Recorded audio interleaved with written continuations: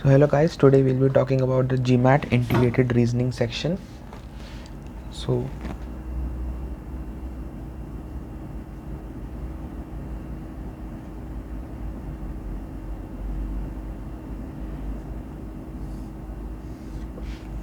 integrated reasoning section, okay.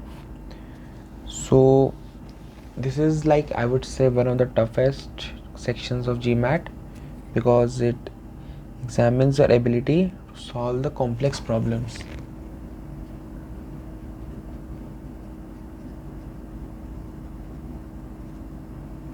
Okay, so what are the type of these problems that you don't need to worry about? In the upcoming videos we'll be practicing some of these questions. Even I'll give you some practice questions, and we'll even practice some of the questions which have come in previous year GMAT papers.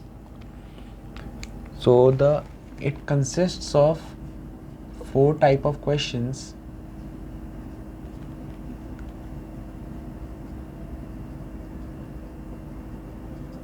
and these are to be solved in 30 minutes.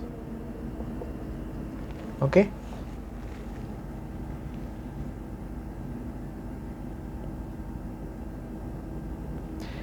And like usually how these questions are asked, these are usually graphical questions. So these questions are usually asked so that the paper setter can examine like how well you are able to understand the data from the graphs. Like you will be given some these type of graphs, some x-axis, some y-axis and x-axis, and you will be told to like interpret some of the data or solve some of the questions.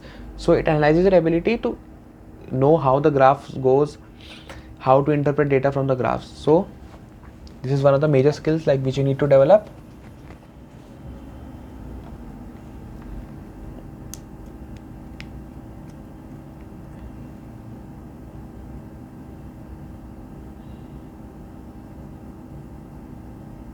And these could even include some complex topics. These could be from algebra, arithmetic, or any other mathematical topics, but yeah, these are complex topics, so I would say you have to give it a lot of practice, otherwise it would be difficult for you to handle this integrated reasoning section. But like, just don't be scared of this section. We'll be covering more about this section, more about the questions and all that in the future upcoming videos.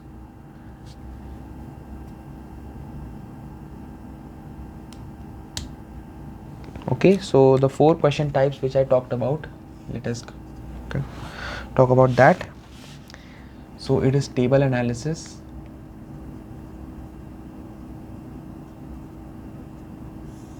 so you will be given the data in the form of tables. Suppose like this table would be like this, and like this some data might be given. This is x, this is y, some values, some like just an example of this type of question. So you'll be given this type of data. Usually these type of questions come in statistics. You'll be given the class and frequency, and you'll have to calculate mean, mode, or median, or deviation and all that. So these type of questions usually come in statistics. Okay, so now the next type of question, graphic.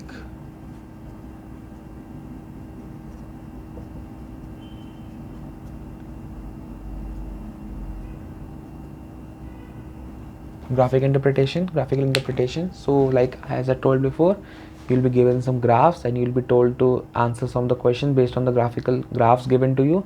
These could be some pie charts, bar graphs, histograms. Like, don't be scared with these names.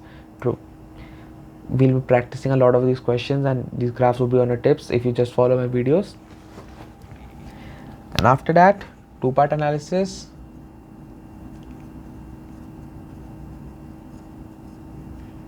and multi-score reasoning. Let's leave these 2 topics now. We'll be covering these 2 topics from practicing the questions, and you'll get to know more about these topics in the future upcoming videos. And one more thing, like you might be thinking that this includes some higher mathematics and all calculations, but you will not be allowed to bring your calculators. I repeat, you are not allowed to bring your calculators. I think in GRE or some paper calculators are allowed, I'm not sure, but here you are not allowed calculators. So improve your you have to solve complex problems and also improve your basic mathematical skills, which are solving multiplication problems, division problems. Okay, because some silly mistakes can happen in those questions and the marks can be reduced. You might be very good in solving complex problems, you can handle statistics, permutation, combination, probability, and all those topics, but you might get down in the basic silly mistakes, and those silly mistakes are the most hurting ones. I repeat, the most hurting mistakes are silly mistakes. Sometimes, like 3 times 3 is 9, but during exam you can do 3 times 3 as 6, and this could make a blunder. You, like, full page of answer you will be solving, and at last 3 times 3 you will write as 6. Okay, make sure don't do that. While you are solving only the questions, make sure that you are answering the basic mathematical problems correctly. Okay, like 3 times 3 and all, 4 times 4 and all that. Just make sure that don't do that, just basic things wrong.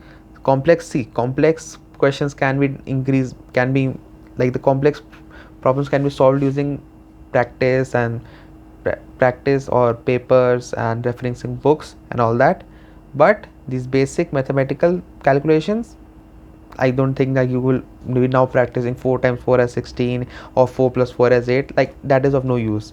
You have been doing it for a long time, and now it's just to focus on complex problems. Okay, so just make sure don't have those blunders in your exam. Okay, so do well. Thank you. Stay tuned.